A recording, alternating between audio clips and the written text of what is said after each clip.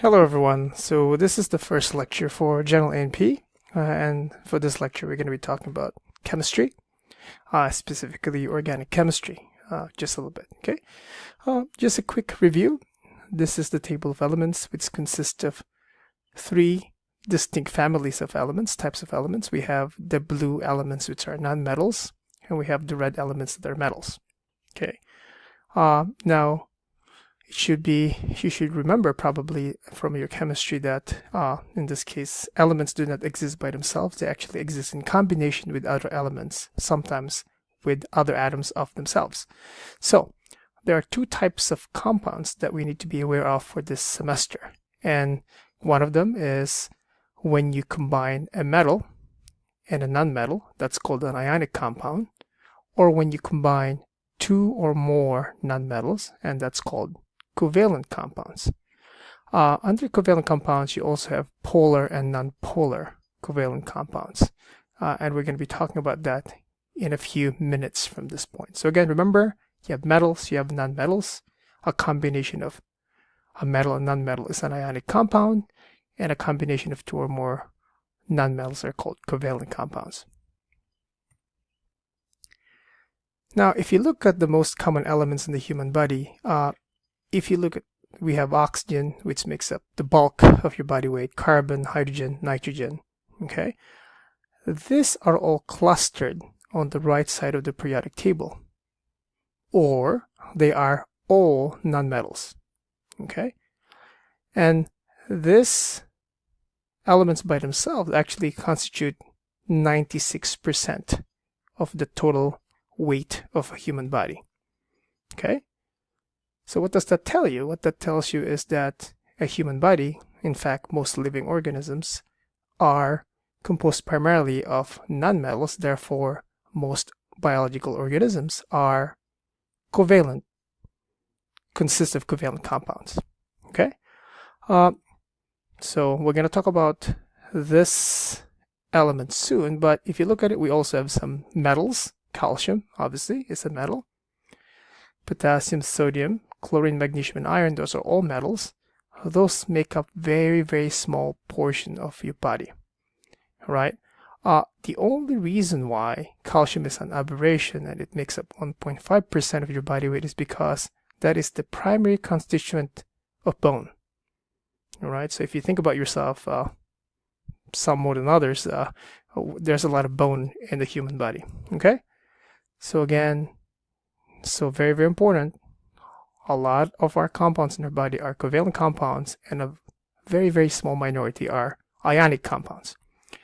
Now, having said that, ionic compounds are very, very important. Just to give you, like in this case, a background, potassium, sodium, and calcium are very important in neuron action potentials, in which neurons, nerves actually send impulses throughout your body, send messages throughout your body. It's also very important in muscle contraction.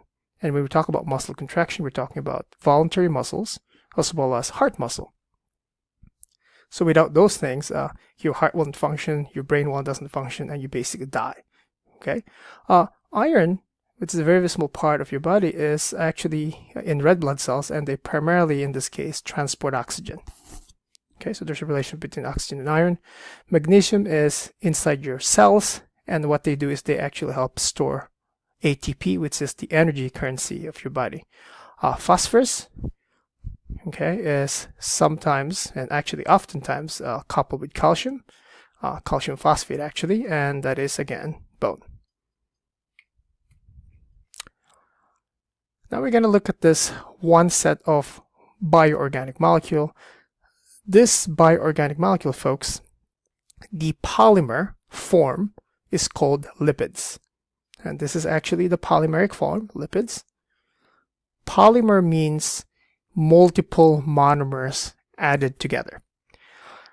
The monomers that make up lipids is shown on the upper portion of this slide. I don't know what happened to my arrow. My arrow disappeared. Maybe I should. All right. And here is the monomers when you break apart the polymer triglyceride, what happens is you get 1 glycerol and 3 fatty acids. So if you split this apart, you get 4 units. 1 unit of glycerol and 3 units of fatty acids. Just as an FYI, all fatty acids, if you count the number of carbons, will always have an even number of carbons.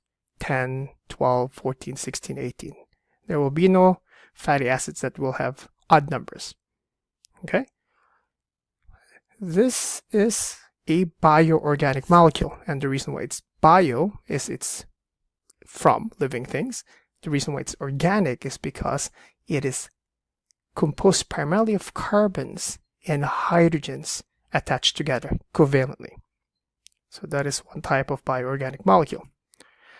The next type of bioorganic molecule is, in this case, sugars, okay, or carbohydrates. In animals, like us humans, the polymeric form of sugars are called glycogen. It's called glycogen. And the monomer, when you split all of these polymers apart, is actually glucose, primarily speaking. Okay? Again, carbons and hydrogens. So it's a bioorganic molecule again. All right. There are other examples of carbohydrate monomers. We have here galactose, fructose. Fructose is from fruit. Ribose and deoxyribose. Ribose makes up RNA. Deoxyribose makes up DNA. And we have disaccharides. Disaccharides means 2 sugar monomers connected together in a covalent bond. A third set of bioorganic molecule is DNA, or in this case, we call them nucleic acids. And nucleic acids, there are 2 forms. We have RNA on the left and DNA on the right. Okay? Now, those are made up of nucleotides. Nucleotides are monomers of the DNA or RNA nucleic acids. The only thing different between the 5 types of nucleotides is the nitrogenous base, this right here. Okay? And this is the difference between all 5 nucleotides. Okay? So for cytosine, this is what the base is, okay, nitrogenous base. For uracil, this is what the base looks like, thymine, so on and so forth. All right? And last but not least, and I consider this the most important bioorganic molecule, are proteins. Proteins, folks, are polymers of multiple amino acids, and amino acids in this case are the monomers. Proteins is the polymer, amino acids are the monomers.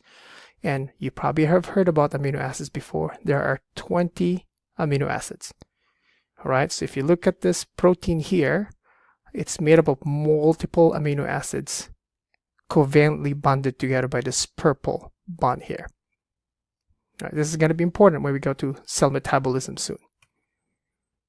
Okay, so at the end, all right, we are primarily covalent compounds. Okay, and the covalent compounds that we're made up of, primarily speaking, is for our bioorganic molecules, which are proteins, and the monomers are amino acids. Nucleic acids, and the monomers are nucleotides. Carbohydrate, glycogen for us, and the monomer is glucose. Lipids, and the monomers are glycerol and 3 fatty acids. Now, what have I not covered for terms of polymers and monomers? Okay, so again, those 4, lipids, proteins, nucleic acids, all right, and lipids, and I'm sorry, I believe it's carbohydrates, are bioorganic molecules. But what I'm missing is a very, very important compound called water. Okay, water makes up about approximately 70% of the human body. Okay, so water is also, however, having said that, water is very important, but it's not a bioorganic molecule. This is an example of an inorganic molecule. This is going to take me forever, but inorganic molecule. All right, I'm sorry, I'm using a cursor, so that's how this is going. All right, now I'm going to go back to the polymers again. So between those polymers that I've talked about before, carbohydrates, okay, lipids, proteins, all right, blah, blah, blah, so on and so forth, all four of them, know for a fact that the polymeric form, the big form, okay, of those four major organic molecules are actually insoluble in water. Okay, just look at your skin. Your skin is primarily made of a protein, and guess what? It's insoluble in water. Okay, lipids are the same thing. Lipids, the polymeric form, lipids, is insoluble in water. Okay, the polymer glycogen is insoluble in water. Okay, the polymer DNA and RNA is insoluble in water. Okay, so you guys should get the drill here. However, the monomers, most of the monomers, when you break apart these polymers, are actually soluble in water. And that is actually a very, very important characteristic of chemistry of elements inside, or substances inside the human body. Most of the substances in your human body has to be, in some form or another, soluble in water. Okay, even lipids, I'm going to tell you right now, we call them fats, will become soluble in water because your body undertakes some chemistry. Okay, when things become insoluble in the human body, when things become insoluble in water, that's actually when problems starts to occur. Calcium phosphate, which is normal in bone, not normal in the kidneys. If it's in the kidney, it's kidney stones. All right, when you have fats, right, fats that are normally soluble or insoluble in this case, insoluble obviously because it's in specific compartments, when they become insoluble in water in your arteries, that's called atherosclerosis. So again, generally things in your human body has to be soluble in water. Okay, there are some exceptions obviously, but again, please understand that everything has to be slightly soluble or mostly soluble in water. So here are other functions of liquid water. Water is very, very important because of two major things. In my simple view, chemistry. Chemistry is so water is the preferred, in this case, environment for chemical reactions. Without water, you cannot produce chemistry in the human body. And then the other thing is, and it's all related, is transportation and excretion. Your body generates a lot of waste. Okay, so your body has to have a way to get rid of this waste, and one of the ways it does that is through water. You don't have any water, you have, in this case, a buildup of toxic products, and there's eventually death of the organism. Okay, so that's a very, very important two of the major things of functions of liquid water. So when we talk about, make sure you look through your actual big bulk of PowerPoint slides and understand the function of each of the four major biological macromolecules in your body. What do proteins do? What do lipids do? What do carbohydrates do? What do nucleic acids do? Okay, before you actually jump into studying. But aside from that, that is it.